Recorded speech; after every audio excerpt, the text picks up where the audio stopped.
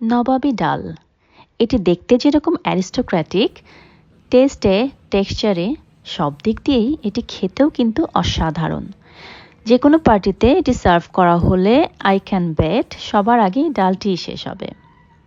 এটি তৈরি করতে আমি নিয়ে নিয়েছি ছোলা ডাল, মুগ ডাল এবং মাসকলাই ডাল সম পরিমাণে। সারা রাত ভিজিয়ে রাখা হয়েছিল ডালগুলো।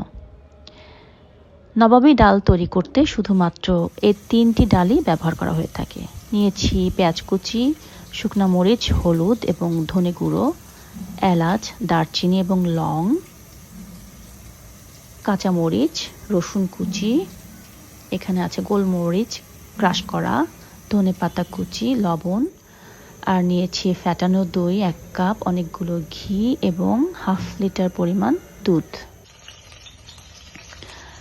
তো প্রথমে একটি প্রেসার কুকারে আমি তেল এবং ঘিয়ের মিশ্রণে এলাচ এবং লং দিয়ে রসুন কুচিগুলো দিয়ে দিয়েছি। এরপরে এতে সবগুলো ডাল একে একে যোগ করে দিচ্ছি।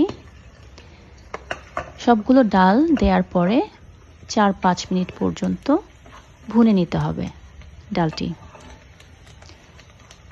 ডাল ভুনা হয়ে গেলে আমাকে এখানে অ্যাড করতে হবে হালকা গরম দুধ।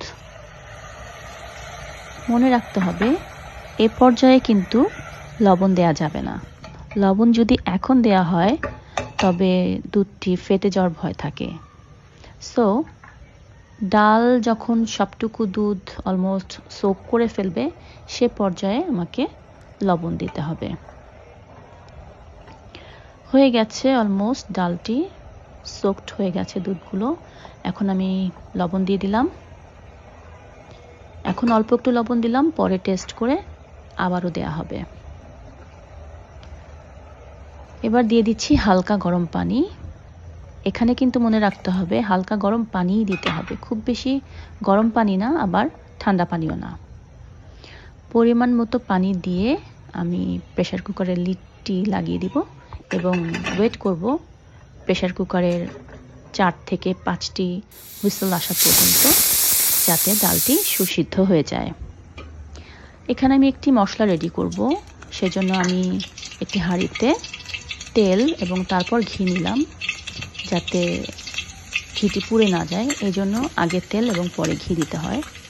দিলাম বাকি রসুন কুচিটুকু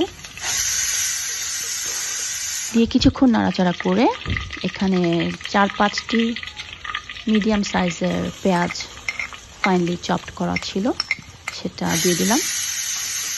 দিয়ে হালকা বাদামি হওয়া পর্যন্ত আমি পেঁয়াজ এবং রসুন কুচিগুলো নাড়তে থাকবো। কাঁচা থাকবে না, আবার খুব বেশি লালও করা যাবে না, লাইট ব্রাউন হবে। তো হয়ে গেল। এখন আমি এখানে একটি দারচিনি এবং ফ্যাটানো দইগুলো দিয়ে দিলাম।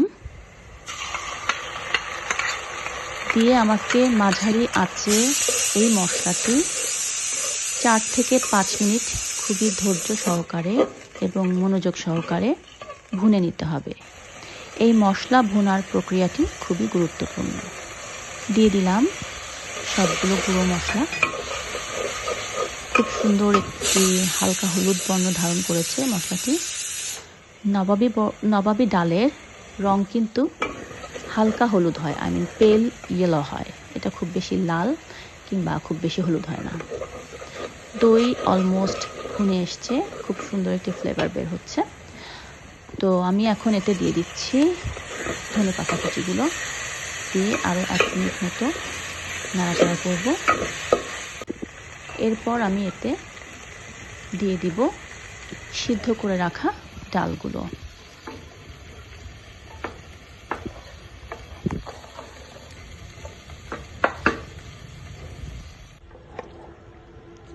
সবটুকু ডাল দিয়ে এরপর আমি কিছু পানি অ্যাড করে দিব, যাতে ডালগুলো সব ডুবে যায় এই পরিমাণ। এবার আমি ডালটা দমে রাখবো 10 থেকে 15 মিনিট, যাতে মশলার সব ফ্লেভার ডালের মধ্যে ঢুকে যায় এবং ডাল সিদ্ধ হয়ে যায়। দিয়ে দিলাম কিছু লবণ এবং গোলমরিচ ক্রাশ করা।